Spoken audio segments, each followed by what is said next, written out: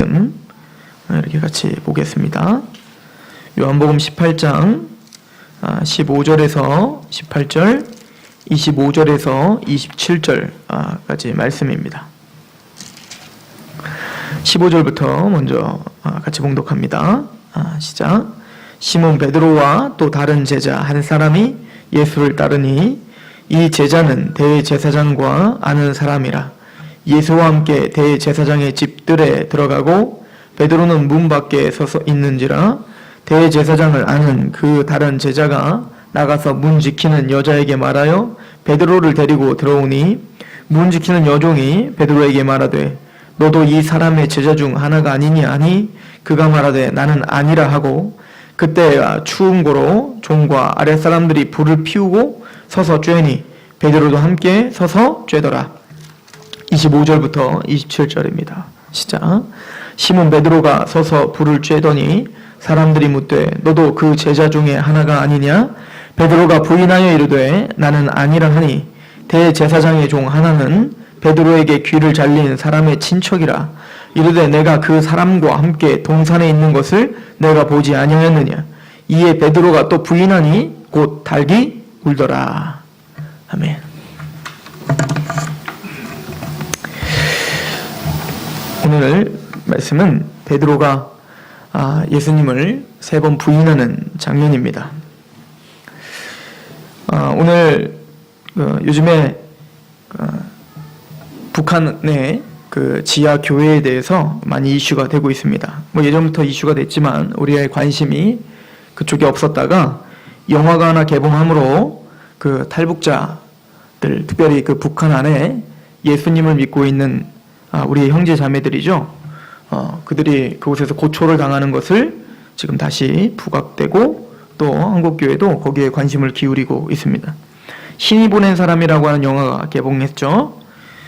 12만 명이라고 하는 그 많은 숫자가 아직도 북한 안에 예수님을 믿고 있습니다. 그들은 예수님을 믿는다는 이유만으로 가족이 몰살을 당하고 온갖 고문을 당하고 또 인격 모독과 짐승처럼 여김을 당하면서 자기 눈앞에서 가족이 죽어가는 걸 봐야 됩니다. 예수님을 믿지 않겠습니다 라고 하는 한마디만 하면 생명을 살릴 수 있지만 그것을 부인하고 끝까지 예수님을 믿고 그렇게 죽임을 당하는 사람들이 이 순교자의 역사가 지금도 쓰여지고 있다는 것을 우리는 잊고 살고 있습니다. 성경은 이런 순교자의 이야기들을 우리에게 계속 보여주고 있죠. 특별히 히브리서 11장에 나와 있는 그 위인들은 모두가 다 순교자의 삶을 살았던 사람들이에요. 다 순교를 당하진 않았지만 그들은 모두 믿음으로 세상을 이긴 사람들을 말을 했고 그 믿음과 동일한 믿음이 바로 너희의 믿음이다 라고 이야기를 하고 있었습니다. 또 더 나아가서 히브리서는 이름도 모르는 그 순교자의 이야기를 11장에 쭉 나열하죠. 톱으로 켬을 당하고 온몸에 사지가 찢어짐을 당하면서 예수님을 부인하지 않고 그렇게 예수님 앞에 목숨을 내어 던졌던 그 순교자들을 이야기하고 있죠. 오늘 그 영화를 보면서 많은 생각을 했습니다. 내가 너무 사치스러운 신앙생활을 하고 있는 거 아닌가? 내가 하나님 앞에 기도하고 있는 모든 기도 제목들, 또 내가 하나님을 원망하고 있는 모든 원망의 제목들, 또 내가 답답해하고 뭔가 불안해하는 모든 것들이 순교자들이 볼 때에는 너무나 사치스럽고 복음적이지 않은 세상에 속한 것들이 너무나 많구나라고 하는 것을 발견하게 됐습니다. 요즘에 새벽 예배 때 열왕기상을 강해하면서 아합 왕 이야기가 굉장히 긴 이야기로 우리에게 소개되고 있습니다. 그리고 오늘 아합 왕이 죽는 이야기를 어제 오늘 이제 말씀을 통해서 상고했습니다. 아합 왕의 모든 행적과 그가 이루었던 모든 치세에 그 강력했던 여러 정치적인 화려함, 이 모든 것들은 다 역대지락에 기록되었다라고 이야기를 해요. 즉 이스라엘의 역사책인 거죠. 그리고 또 아합 왕의 상하궁을 짓고 성읍을 쌓은 것, 즉 아합은 화려한 상하궁을 지었습니다. 그리고 여러 화려한 성읍들을 지으며 떵떵거리며 이 세상에서 정말 최고의 권력을 누리며 또 최고의 부를 누리며 그렇게 살았던 게 아합 왕이었습니다. 이 모든 것들은 역사가 기록을 하고 있고 또 이스라엘 백성들도 그때는 참 잘 살았겠구나라고 이야기할 수 있습니다. 그러나 그 역대지락의 그 아합 왕의 그 모든 치세의 화려함을 기록하기 전에 아합의 죽음을 성경은 이렇게 기록을 합니다. 그의 피를 개가 핥았고 그의 못은 그가 죽임을 당한 그 피가 담겨있던 그 모든 병거는 그 못에 씻었는데 그 못은 바로 창기들이 씻었던 못이더라. 이 얘기는 뭐죠? 하나님의 평가는 그는 창기였고 그는 개가 핥을 만큼 저주를 받은 자였다라고 하는 거죠. 계시록을 봐도 사도들이 살아있던 시대였어요. 그런 시대에도 사도들이 살아서 복음을 힘있게 전했던 시대에도 이세벨, 즉 아합 왕이 유혹을 당했던 그 이세벨이 사탄이 이세벨의 어떤 그 유혹과 같이 하나님의 거룩한 교회를 유혹하여 세속에 물들게 해버렸죠. 그래서 그들은 번영을 누리고 더 번영을 누리니까 더 번영을 누리고 싶고 더 갖고 싶어서 하나님께 원망하며 그 복음을 떠나 자기가 어떤 길을 걸어가고 있는지도 까맣게 모르고 그렇게 타락했던 교회를 우리에게 소개시켜주고 있습니다. 사도들이 눈을 시퍼렇게 뜨고 살아있던 그 시대에도 그렇게 이세벨에 그렇게 세상의 그 물질주의에 힘없이 무너졌다면 우리는 얼마나 많이 무너지고 또 무너지고 하나님과 그 예수 그리스도 앞에 너희들은 창기다라고 칭함을 받을지 우리가 스스로 한번 돌아봐야 될 시기가 아닌가 생각이 들 정도로 저의 신앙을 다시 한번 점검해 보게 된 겁니다. 너무 사치스럽구나. 내가 너무 신앙이 부유하구나. 많이 깎였다고 생각했는데도 더 깎여야 되고 내가 이만큼 왔다고 생각했는데도 그런 순교자들을 볼 때 우리는 창피하기 그지없어요. 그런데 베드로가 바로 그런 통회와 통곡을 하는 기회가 생겼습니다. 베드로는 여러분들이 잘 아는 대로 요한복음 13장에 예수님을 내가 절대 떠나지 않겠다라고 다짐했던 자였어요. 요한복음 13장 36절에 시몬 베드로가 이르되 주여 어디로 가시나이까? 예수께서 대답하시되 내가 가는 곳에 내가 지금은 따라올 수 없으나 후에는 따라오리라. 베드로가 이르되 주여 내가 지금은 어찌하여 따라갈 수 없나이까? 주를 위하여 내 목숨을 버리겠나이다. 주를 위하여 내 목숨을 버리겠나이다. 예수께서 대답하시되 내가 나를 위하여 목숨을 버리겠느냐? 내가 진실로 진실로 내게 이르노니 닭 울기 전에 네가 3번 나를 부인할 것이다. 베드로는 자신이 있었나 봅니다. 예수님과 함께 있다면 난 절대 목숨을 걸어서라도 순교를 하더라도 주님을 버리지 않겠습니다. 라고 확고하게 이야기를 했습니다. 그러나 우리는 잘 아는 대로 베드로는 닭 울기 전에 예수님의 그 예언대로 3번 예수님을 부인하는 그런 범죄를 저지르죠. 야고보서 5장 12절은 우리에게 이렇게 경고합니다. 내 형제들아 무엇보다도 맹세하지 말라. 하늘로나 땅으로나 아무 다른 것으로도 맹세하지 말고 오직 너희가 그렇다고 생각하는 것은 그렇다 하고 아니라고 생각하는 것은 아니라 하여 정죄받을 려나라. 솔직해지라는 거예요. 하나님 앞에 솔직해지라는 겁니다.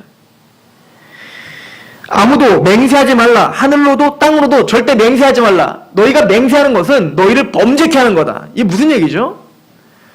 예수님도 말씀하셨죠. 너희가 하늘로도 맹세하지 말라. 하늘은 하나님의 보좌다. 아버지의 보좌요. 땅으로도 맹세하지 말라. 땅은 아버지의 발등상이다. 이 이야기는 너희 입술의 그 맹세라고 하는 거, 인간의 어떤 결단이라는 거, 인간의 어떤 그 열심, 확신 이런 것들이 믿을만하지 못하다는 거예요. 우리가 누군지를 모르고 맹세하는 거죠. 우리가 만약 북한에 살았으면 저는 절대 주님을 부인하지 않고 죽음을 내 던지더라도 내가 주님을 부인하지 않는 그곳에 서 있겠나이다. 주님은 우리에게 맹세하지 말라 하는 거예요. 베드로도 그렇게 이야기하는 겁니다. 베드로에게도 말씀하셨습니다.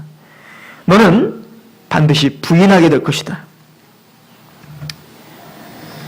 그러나 예수님은 그 베드로에게 단순히 너의 신앙이 아주 파렴치하고 외식적이고 그리고 너의 신앙은 아무것도 아니기 때문에 이제부터 내가 너를 버리겠다라고 하는 의도로 그렇게 말씀하신 게 아니에요. 예수님은 베드로에게 진짜 하고 싶은 이야기가 있었습니다. 너의 결단과 너의 믿음과 너의 신앙이라는 것은 이렇게 별 볼 일 없어. 너는 나를 부인하게 될 거야. 평안과 안위함 때문에 네가 나를 지금 쫓고 있는 것은 내가 지금 다윗 왕처럼 이 땅에 와서 지금 로마 병사들이 나를 잡아가서 날 죽이려고 하면 내가 그들을 다 물찌르고 로마를 평정하여 내가 너에게 한 자리 줄 것 같지? 이 땅에서 네가 화려하게 살 수 있을 거라고 착각하고 있었지? 야고보와 요한도 그랬죠? 우의정 좌의정에게 해주세요. 이 얘기가 뭐죠? 이 땅에서 주님 믿고 있으니까 한턱 나에게 좀 쏴주세요. 내가 한몫 잡게 해주세요. 이것이 베드로의 신앙이었고 이것이 요한의 신앙, 이게 번영신학이죠.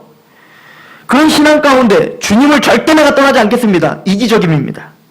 그것을 통해서 어찌하든 내가 뭔가를 더 얻어내고자 하는 결단이었던 거예요. 주님은 그 베드로의 신앙을 부셔버리려고 하셨던 것 같습니다. 그리고는 주님은 이렇게 말합니다. 네가 그런 내가 잡혀가고 네가 나를 부인하게 될 건데 그때가 될 때 내가 이렇게 너에게 이야기한 이유가 있다.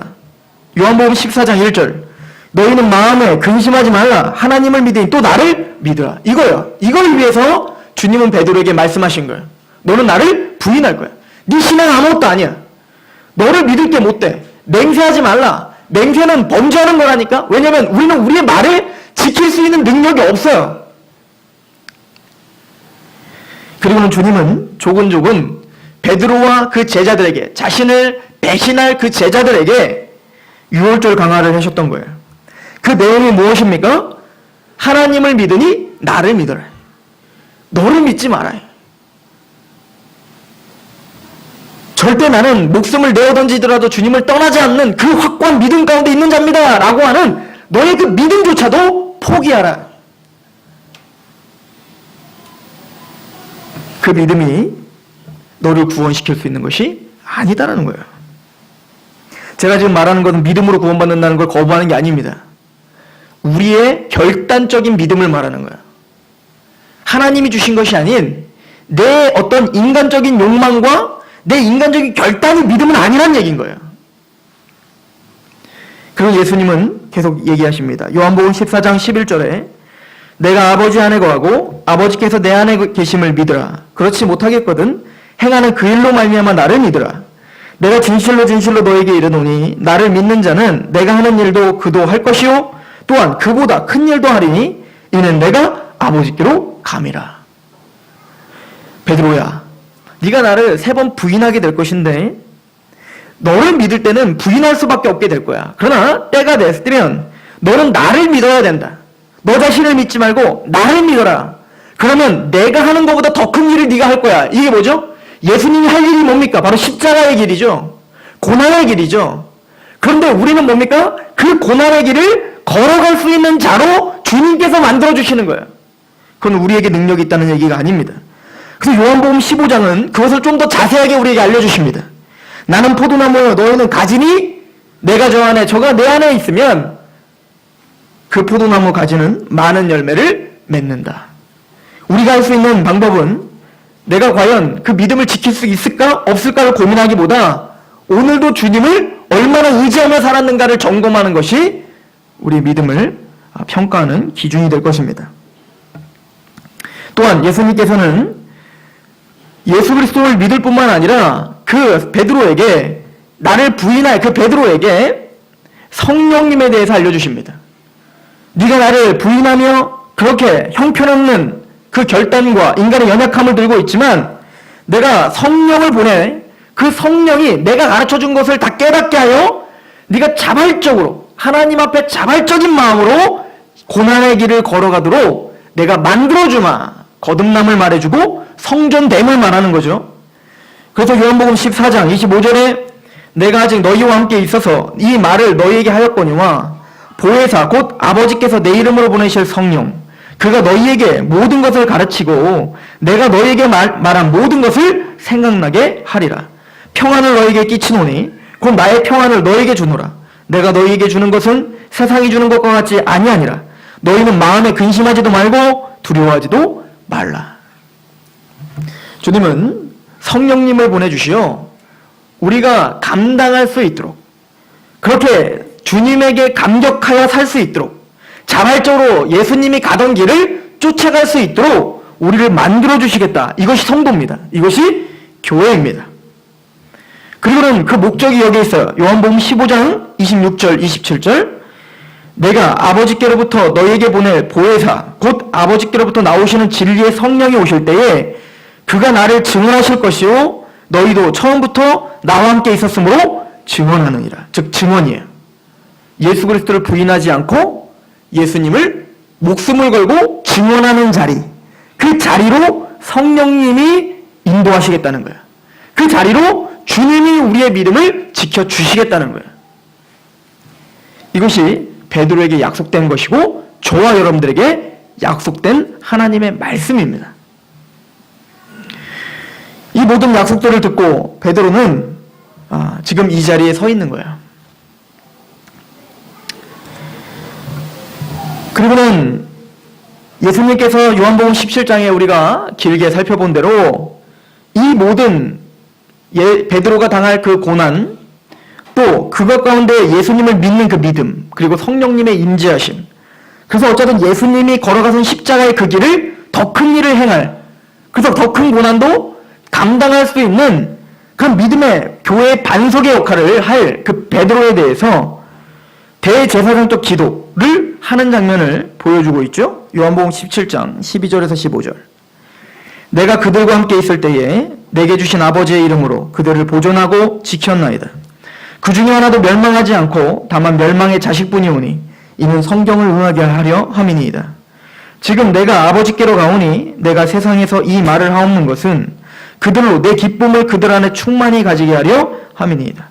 내가 아버지의 말씀을 그들에게 주었사오매 세상이 그들을 미워하였사오니 이는 내가 세상에 속하지 아니한 같이 그들도 세상에 속하지 아니함으로 인함이니이다.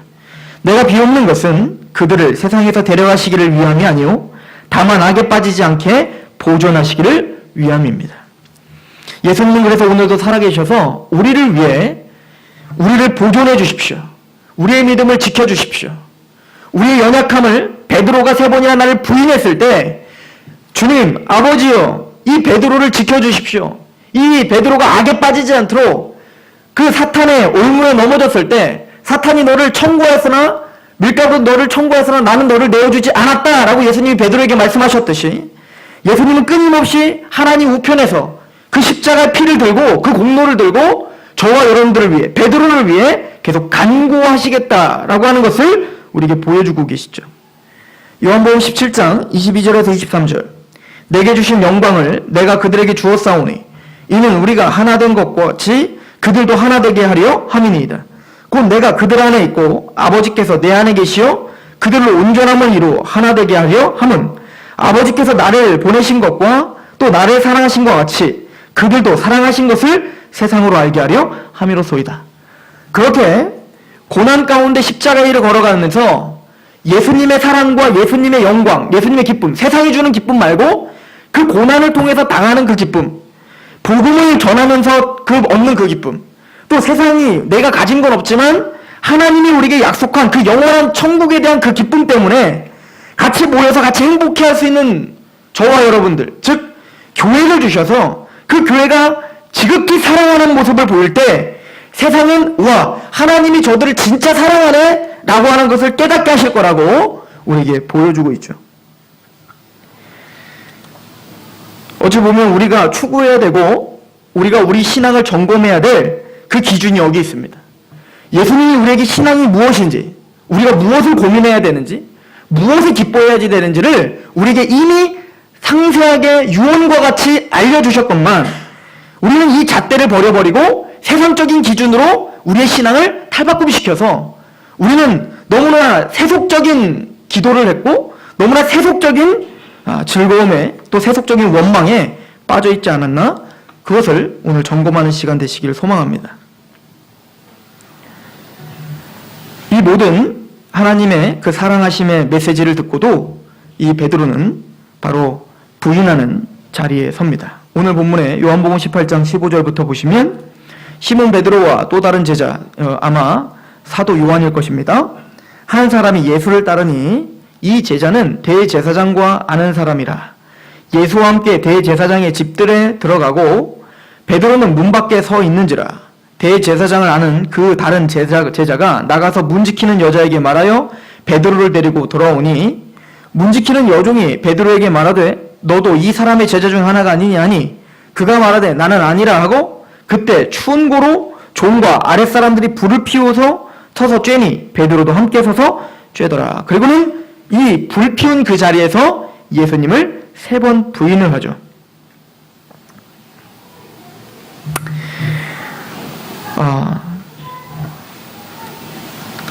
이 사건을 통해서 베드로는 이걸 깨달았을 겁니다. 나는 십자가의 길을 따를 수 없는 사람이구나. 예수님은 분명히 베드로와 그 제자들에게 말했습니다. 아직은 너희들이 나를 따르지 못한다 라고 말했죠. 그럴 때 베드로는 부인했습니다. 아니요, 내가 주님을 따른다니까요. 주님은 베드로에게 지금 어떠한 상태인지를 바로 알게 해주고 싶었던 것 같아요. 요한복음 16장 1절부터 내가 이것을 너희에게 이르면 너희로 실족하지 않게 하려 함이라. 사람들이 너희를 출교할 뿐 아니라 때가 이르면 무릇 너희를 죽이는 자가 생각하기를 이것이 하나님을 섬기는 일이라 하리라. 그들이 이런 일을 할 것은 아버지와 나를 알지 못함이라. 오직 너희에게 이 말을 한 것은 너희로 그때를 당하면 내가 너희에게 말한 이것을 기억하게 하려 하며 처음부터 이 말을 하지 아니한 것은 내가 너희와 함께 있었습니다. 이제 예수님이 십자가에 잡히고 고난을 당하시면 제자들도 그 고난의 길을 같이 걸어가야 될 것입니다. 그러나 그 고난이 닥쳐왔을 때 주님께서 베드로에게 너는 나를 부인할 것이고 부인했을 때 내가 너를 믿으면 안 되고 나를 믿어야 되고 또 성령님이 함께 할 거고 이 모든 것을 알려주셨던 것은 당황하지 말고 그때 네가 실족하지 않도록 주님은 지금 베드로에게 믿음을 더 북돋아주고 도와주기 위해서 베드로의 지금 상황을 그대로 드러내주신 거죠. 너는 나를 부인할 거야. 네가 그 신앙이 지금 그렇다니까? 그렇다면 우리가 좀 아프더라도 우리 스스로 한번 점검해 보셔야 되는 거예요. 우리는 과연 베드로의 입장이 됐다면, 아니 좀 실질적으로 우리가 북한에 살았다면 과연 예수님을 부인하지 않을 수 있을까? 저는 거기서 헛된 맹세보다는 하나님 앞에 자포자기하는 것이 낫다고 생각합니다. 솔직하게 내 믿음을 그대로 드러내놓고 하나님 내가 이렇습니다. 베드로와 같이 베드로가 오늘 3번 예수님을 부인한 것처럼 저도 그렇게 부인할 수밖에 없는 자입니다 라고 고백하는 게 훨씬 낫다는 거예요.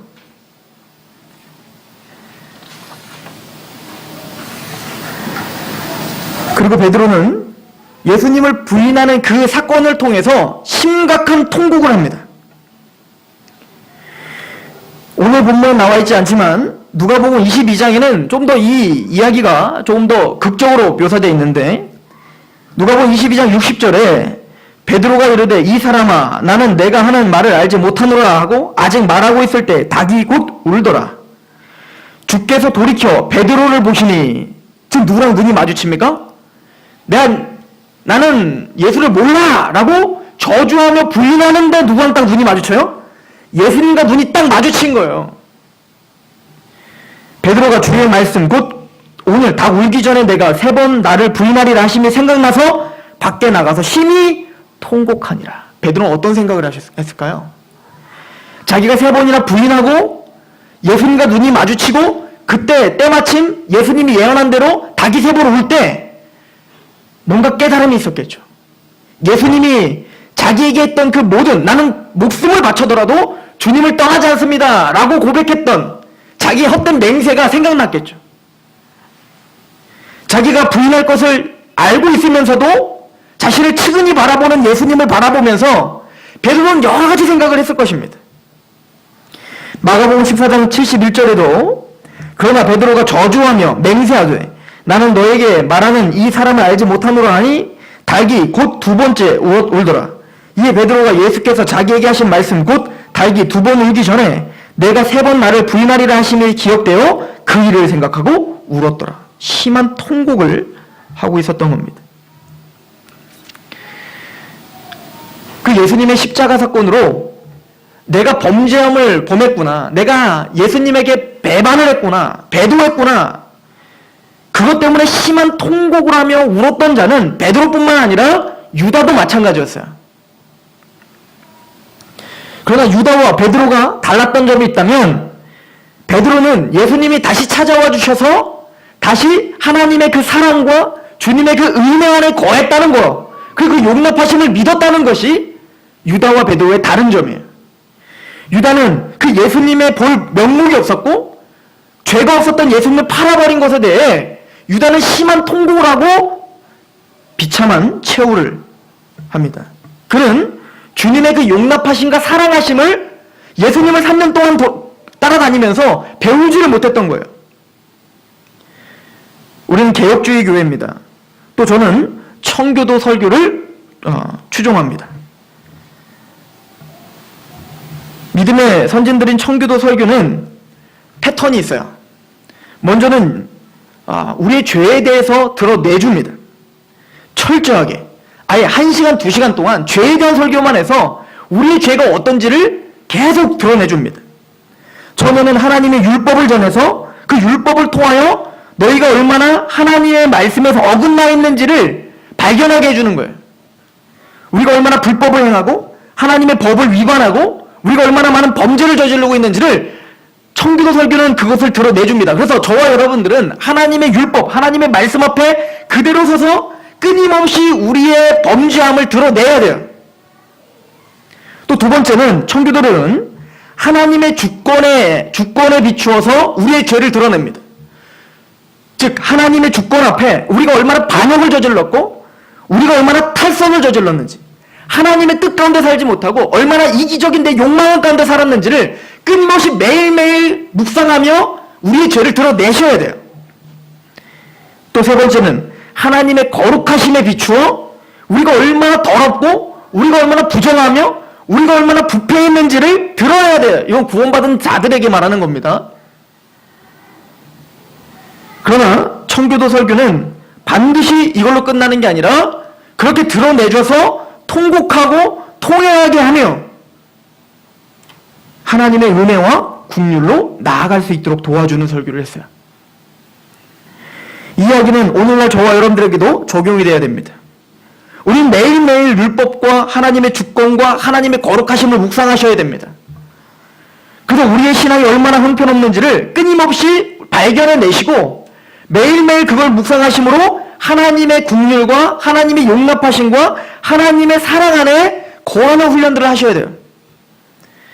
이 패턴은 우리가 알고 있듯이 구원을 받을 때 우리가 행했던 패턴이죠. 죄를 깨달아 하나님께 회개하여 예수 그리스도의 은혜를 깨닫고 구원의 확신이 생긴 것. 사도 바울은 매일매일 이렇게 울었던 사람이에요. 오히려 나는 공고한 사람이라고 했지 않습니까? 시편의 고백을 보십시오. 다윗도 매일매일 이 하나님의 율법과 거룩하심과 또 하나님의 주권 앞에 울었던 사람이죠. 내 눈물을 병에 담아주소서.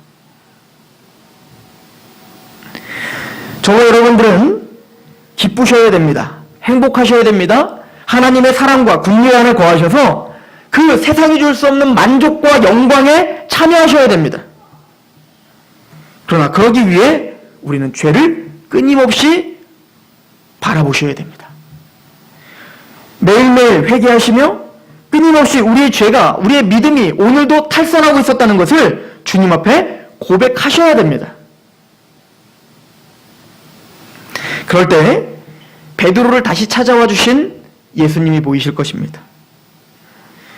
그럴 때 우리가 다시 일어설 힘이 생기실 것입니다. 나를 의지하는 게 아니라 주님을 의지해야 되는구나를 깨닫게 되실 것이란 말이죠. 예수님은 베드로가 이렇게 부인하고 예수님의 십자가와 부활을 봤어요. 베드로는 봤습니다. 그죠? 보고도 어디로 돌아갔냐면 갈릴리로 돌아갔죠. 다시 배를 탔어요. 사람을 낚는 어부가 되리라 라고 해서 불렀는데 자신이 아무리 자신을 바라봐도 영광스러운 부활의 주님을 바라보니까 그 영광스러운 부활의 주님을 바라보니 자신이 주님의 그 십자가의 생명을 바치면서 구원해내신 그 사람들을 낚는 어부가 될 자격이 안 된다는 것을 사도 베드로는 깨달았던 거죠. 그래서 다시 뭡니까? 땅의 것을 낚는 어부로 다시 전락해버린 거예요.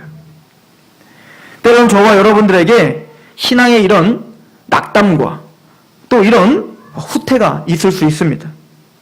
그냥 다 포기해버리고 그냥 세상에서 그냥 목숨이나 유지하면서 그렇게 우리 자녀들에게 좋은 거나 먹이고 입히면서 그냥 그렇게 편하다 라고 우리의 신앙이 다시 후퇴할 수 있다는 얘기입니다. 그리고 나는 자격이 안 되니까 라고 자포자기할 수 있단 말이죠. 그러나 저와 여러분들은 유다가 아닌 베드로인 줄 믿습니다. 주님은 그렇게 자포자기하고 또 자신을 그렇게 비참하게 여겼던 통회했던 그 베드로에게 주님이 찾아가 주십니다. 그리고는 다시 예수님의 사랑합니다 라고 하는 고백을 받아내주시죠. 그런데 그 예수님의 세심한 배려가 보입니다. 베드로가 3번 예수님을 부인했던 그 장소가 어디였어요? 숯불을 피워놓고 숯불 앞에서 배신을 하죠.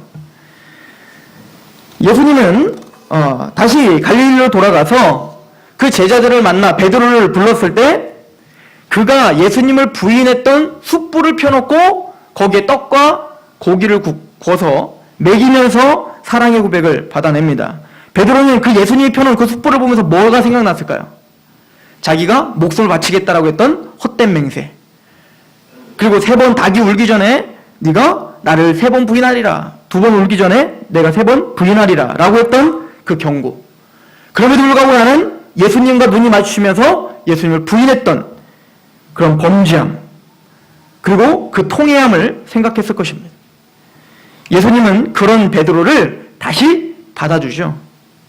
네가 나를 그래도 사랑하냐 라고 물어봅니다. 그리고 예수님이 그 전에 이미 약속했던 대로 그런 너를 성령이 임하여 다시 나보다 더 큰 일을 행하는 그 자리로 내가 너를 인도하마 라고 하는 약속을 주십니다. 요한복음 21장 18절부터 19절 내가 진실로 진실로 내게 이르노니 내가 젊어서는 스스로 띠띠고 원하는 곳으로 다녔거니와 늙어서는 내 팔을 벌리리니 남이 내게 띠띠우고 원하지 아니하는 곳으로 데려가리라. 이 말씀을 하심은 베드로가 어떠한 죽음으로 하나님께 영광을 돌릴 것을 가리키심이로라. 이 말씀을 하시고 베드로에게 이르시되 나를 따르라 하시니. 저는 진짜 복음을 알고 있는 저와 여러분들을 주님께서 반드시 다시 회복시키시며 성령님의 은혜로 이제는 우리의 이기적인 욕망한 대로 사는 것이 아니라 성령님의 은혜대로 로마서 8장 4절에 말하는 것처럼 하나님의 영을 따르는 자는 하나님의 율법의 요구를 이루어지게 하느니라. 즉 성화하며 그렇게 하나님의 십자가의 길을 따라가는 그런 제자들로 반드시 만들고야 말겠다라고 하는 이 언약과 이 약속이 이루어질 거라 믿습니다. 때로는 우리가 우리 스스로를 바라볼 때 내 과연 믿음이 과연 제대로 된 믿음인가? 라고 스스로 낭망될 때에 오늘 이 약속의 말씀을 기억하십시오. 주님은 여러분들에게 사랑의 고백을 반드시 또 받아내실 것이며 그리고 여러분들을 성령으로 충만하게 하시어 하나님의 일에 도구로 사용하실 것입니다. 주님은 이미 자신을 부인할 것을 알았던 그 베드로를 위해 내가 너를 위해 갈릴리로 먼저 가 있으마라고 약속을 하셨습니다. 주님은 우리가 자포자기하 있는 그곳에 먼저 가 계십니다. 그리고 여러분들을 다시 일으켜 세우실 것입니다. 여러분들의 믿음을 의지하지 마시고 주님을 의지하시고 이 사랑과 용납하심을 의지하십시오. 그럴 때 여러분들의 신앙이 다시 회복되시고 여러분들은 승리자가 되실 것입니다. 기도하겠습니다.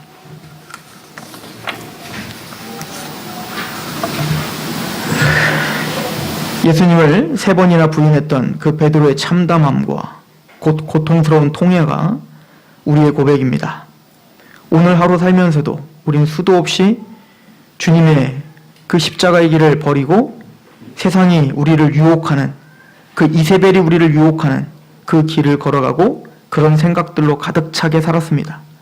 주여 우리를 불쌍히 여겨주시고 그럼에도 불구하고 우리를 사랑하시는 주님 앞에 내가 당신을 사랑하시는 줄 주께서 더 잘 아십니다 라고 고백하며 다시 한번 털고 일어나 주님 앞에 오라나는 공고한 사람이니 주여 저를 이 악에서 구원해 주시고 시험에 들게 하지 마시옵소서라고 다시 한번 의지하는 그런 성도들이 되게 하옵소서. 우리의 믿음의 선진들과 또 성경의 모든 성경의 믿음의 선진들, 또 청교도의 그 신앙을 본받아 우리가 그렇게 더욱더 하나님을 의지하는 거룩한 성도들이 되게 하옵소서. 그렇게 하신 하나님을 기대하며 예수 그리스도의 이름으로 감사하며 기도합니다. 아멘. 우리 찬양합시다.